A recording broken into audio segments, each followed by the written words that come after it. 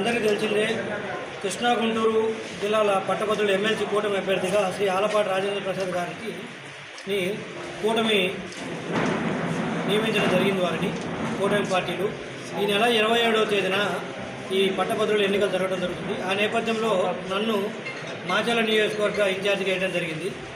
So ఇక్కడ మొత్తము 7,252 పట్టభద్రుల ఓట్లు ఉన్నాయి. మాచర్ల నియోజకవర్గంలో మొత్తం 6 మండలాలకు కలిపి 7,252 ఓట్లు ఉండడం జరిగింది.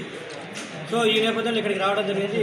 ఇంతకుముందు కారంపూడి దుర్గి మండలము, ఇప్పుడు ఇక్కడ మాచర్ల రూరల్, మాచర్ల టౌను మండల నాయకులతోటి ఈరోజు మీటింగ్ పెట్టడం జరిగింది. అందరూ కూటమి నాయకులు అందరూ కూడా ఈ మీటింగ్కి రావడం జరిగింది. అందరూ కూడా చాలా పాజిటివ్గా ఉన్నారు. 6 మండలాల్లో కూడా మెజార్టీ దిశగా వర్క్ చేయడానికి అందరూ కూడా కూటమిలో ఉన్న నాయకులందరూ కూడా కలిసికట్టుగా పనిచేస్తున్నారు. రెండో అంశం ఏంటంటే, ఇక్కడ ఈరోజు వైఎస్ఆర్సీపీ పార్టీ మేమేదో మొన్న ఎన్నికల్లో 2024లో గెలిస్తే నానా రకాలైనటువంటి మాటలు మాట్లాడడం జరిగింది. ఏమని చెప్పారు?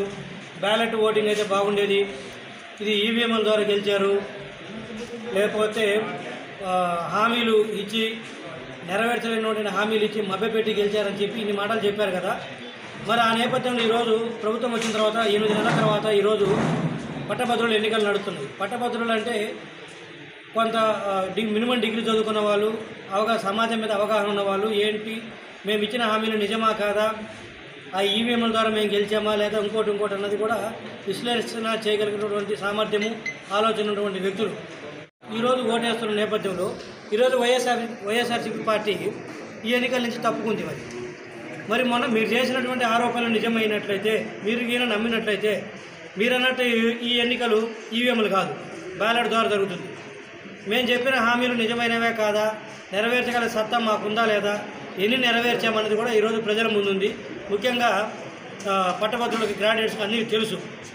రెండోది, అది ఈవీఎంలా కాదనేది కూడా ఈరోజు మా ఎన్నిక జెన్యూనా కాదన్నది కూడా ప్రజలందరికీ తెలుసు. మరి ఈ నేపథ్యంలో మీరు అన్నటువంటి ఏదైతే మీకున్న అనుమానాలు, మీరు చేస్తున్న ఆరోపణలకి ఈరోజు సమాధానం దొరికే ఇంకొకసారి అవకాశం దొరికింది, మీకు సమాధానం దొరకడానికి అవకాశం దొరికింది. మరి ఈ నేపథ్యంలో వైఎస్ఆర్సీపీ పార్టీ ఎందుకు ఎన్నికల నుంచి పారిపోయింది?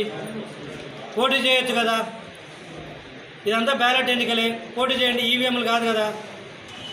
చదువుకున్న వ్యక్తులు అందరూ కూడా దీనికి ఓటింగ్ చేసేవాళ్ళు. మేము చేసిన తప్పు అయితే, ఇది ఈవీఎంల ద్వారా జరిగిన ఎన్నికలు అయితే, ఒకవేళ అది నిజమైతే ఈరోజు మీరు పోటీ చేస్తే మీకే మెజార్టీ ఇచ్చేవాళ్ళు కదా. జగన్మోహన్ రెడ్డి గారు 2024 ఎన్నికలకు ముందు ఏం చెప్పాడు? 175కి 175 గెలుస్తానని చెప్పాడు. ఇప్పుడు కూడా ఏమంటున్నాడు? నేను గెలిచుండేవాడిని, వేరే విధంగా మోసం చేసి ఉన్నారు అంటున్నారు. మా పార్టీ అధినేత శ్రీ నారా చంద్రబాబు నాయుడు గారి మీద ఏదో అడ్డగోలుగా మాట్లాడుతాడు ఆయన, అబద్ధ హామీలు అది ఇది అని చెప్పేసి. మరి నీకు దమ్ముంటే పోటీ చేయాల్సిందిగా దిగిపోతూ మరి ఎందుకు పారిపోయినావు? దీన్ని బట్టి అర్థమవుతుంది కదా.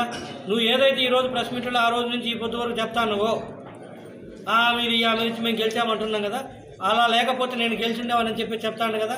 మరి ఈ పోతే ఎందుకు పోటీ చేయలేదు?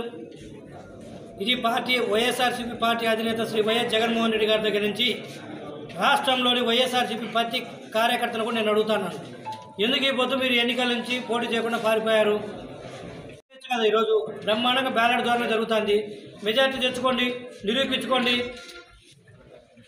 సో నేనేమంటుంటే, 8 నెలల తర్వాత జనరల్గా అందరికీ తెలిసిన అంశమే, ఎన్నికలు అయిపోయిన తర్వాత ఎంతో కొంత ప్రభుత్వం మీద ఎక్స్పెక్టేషన్స్ పెట్టుకుంటున్నది ప్రజలు కావచ్చు, పార్టీ కార్యకర్తలు కావచ్చు.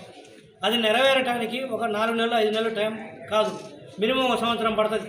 ఆ నేపథ్యంలో ఎంతో కొంత వ్యతిరేకత వస్తుంది. ఆ వ్యతిరేకత ఏంటంటే కోపంతో వచ్చే వ్యతిరేకత కాదు, వారు అనుకున్నవి నెరవేర్చలేదు కాబట్టి కొంత వ్యతిరేకత ఉంటుంది. సో మొన్న ఏదైతే ఎన్నికల్లో పనిచేసినంత గట్టిగా ఎన్నికల్లో కూడా పనిచేయడానికి కూడా కొంత అవకాశం తక్కువ ఉంటుంది. మరి ఈ నేపథ్యంలో వైఎస్ఆర్సీపీ పార్టీకి ఎక్కువ అవకాశం ఉంది కదా. ఇంకా పోటీ చేస్తే మా మీద వ్యతిరేకత ఉంటే అది వారికే మేలవుతుంది. ఇది రాజకీయాల్లో ఎవరికైనా ఓనమాలు తెలిసిన వ్యక్తులు తెలుస్తుంది. మరి ఇన్ని అవకాశాలు ఉండి ఆ రోజు ఆ ఎన్నికను తప్పుపట్టారు, ఈరోజు ఎంతో కొంత సాధారణ వ్యతిరేకత ఉంటుంది. మరి ఇన్ని అవకాశాలు మీ చేతిలో ఉండి ఈరోజు ఎందుకు పారిపోయారు?